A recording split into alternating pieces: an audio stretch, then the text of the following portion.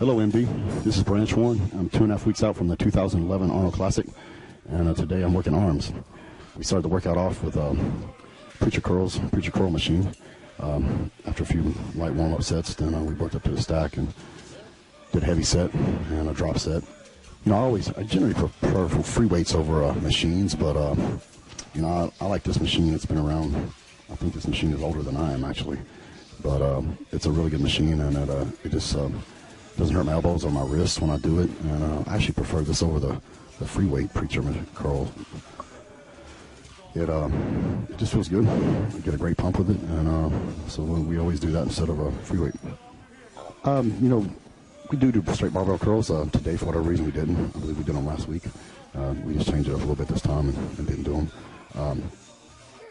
You know, it does be a big complaint. A lot of people have straight barbell curls is it hurts their wrist, but it does hurt my wrist a little bit, I guess. One of my wrists I can't turn all the way out because of surgery I had, but on my elbow. But I can still do them. So just bring the pain, baby. You know, some of my training has stayed the same. You know, I still do the basics, you know, deadlift, you know, heavy bench stuff and squats and all that. But, you know, arm training has evolved a lot from when I first started training. You know, I took the same mentality I applied to my legs and chest and everything and tried to apply that to my arms and had some disastrous results. You know, I used to go super heavy, too heavy on barbell curls, dumbbell curls, things like that. And I ended up having several surgeries, you know, tearing biceps and my bicep and both triceps. So what I've done now is I do a lot of volume training. I do more reps and do a lot more exercises and sets than I used to. Consequently, my arms have made some good improvements. You know, I think I made a lot of improvements since the Arnold last year in my arms just by keep training the way I'm training. I don't go quite as heavy as I used to go, and actually I get a lot better pump and than I used to go when I was going super heavy, and my elbows feel a lot better too. For those of you that don't know, I've had 3 surgeries since I've been a professional bodybuilder. Actually, my first surgery was the year that I turned pro. Before I turned pro, I was 25 years old, and I was doing heavy barbell curls, and I think I had 275 pounds on the bar. It was a cold day, very cold, down in the teens, and Metroflex, the heater doesn't work very well, so it was probably 30, 40 degrees inside the gym, and I was going too heavy, swinging and jerking, and I tore it off the bone. A few years later, I had a tricep injury, and you know, and then a few years later after that, I had the other tricep injury. So, you know, through trial and error, I've learned to, you know, make some adjustments to my training and stay healthy, because at this point, longevity is the most important thing. You know, I finally got up on top, and I'm not exactly where I want to be, but I'm knocking on the door, and you know, the last thing I want at this point is any kind of major injury. So, you know, I don't go, like I said, my arm training has definitely evolved over the years, and I think because of that, my arms actually responded and grown even more. You know, there are some exercises that I don't do anymore. You know, overhead skull crushers I used to go real heavy on.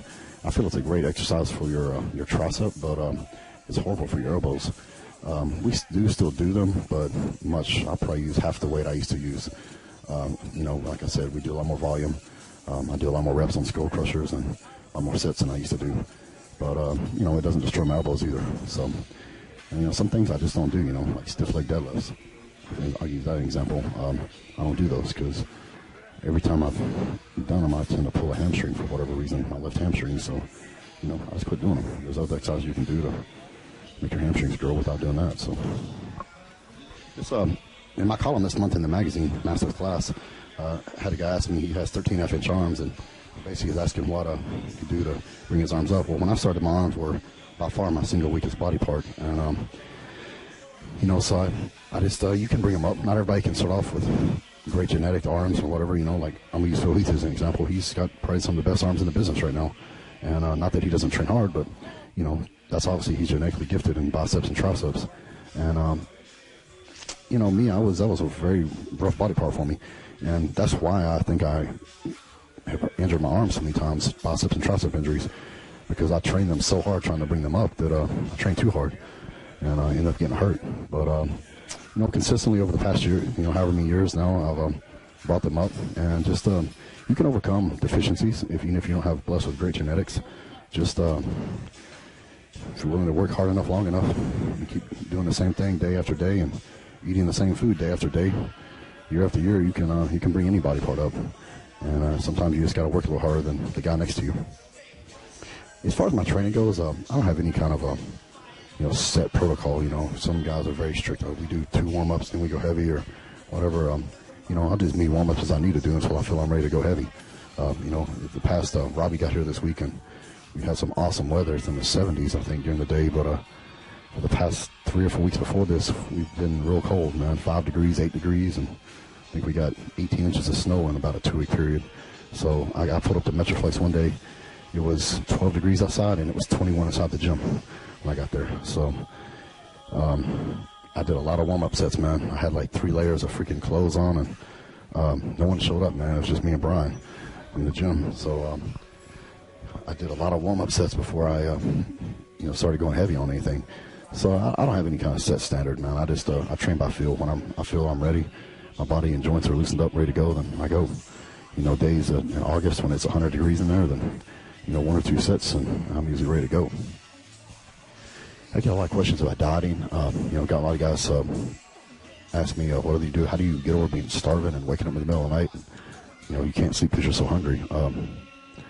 Man, basically, there's no answer for it, bro. That's just part of it. If you want to be a bodybuilder, time to cowboy up, because that's just the name of the game, man. That's what separates first and second place, man. Those that can handle the diet, those that can't. I mean, you go to shows and you see a lot of big guys walking around, but how many of those big guys ever get in really, really good shape?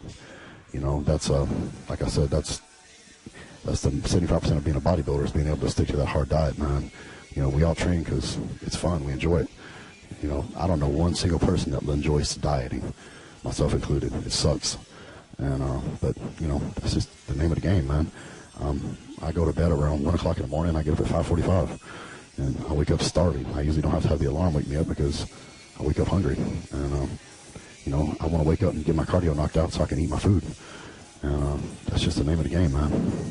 There's no easy way around it. There's no remedy for it, man. You're going to be hungry and you're going to suffer. But sometimes I think the harder the journey is, the sweeter the victory. So this is an LWRC 6.8, I think, is what it is. My friend has, and my friend Matt, man, he brought his other gun up here that he has. He's got a 308, a Reaper, LWRC. So between me and him, we go shooting a lot, and we have probably too many guns between the two of us. Yeah, these guns, primarily use them as target practice, man. We shoot a lot. I shoot every week usually. Like this gun right here is a 308. It's a great long range gun. He's got it tricked out, man, with the Night Force scope on and bipod and all that. So, you can reach out to 600, 700, 800 yards with it accurately. A gun like this doesn't kick hardly at all. I've got some guns, 300 Weatherby Magnum, and some bigger guns that, they'll stomp you a little bit when you shoot them. But these guns are semi-automatic, and it's something similar to what the military would use. And you can't hunt with them like this gun right here. This 308, you can't hunt with it. I've killed some deer with them before, wild hogs, but not really deer. I don't hunt deer with it, but wild boars, things like that. But I prefer catching wild boars with my hands and taking them out with a knife. A lot more fun. Stick around for day number 2. We're going to be training legs, me and Johnny and the rest of the crew. I'll see you then.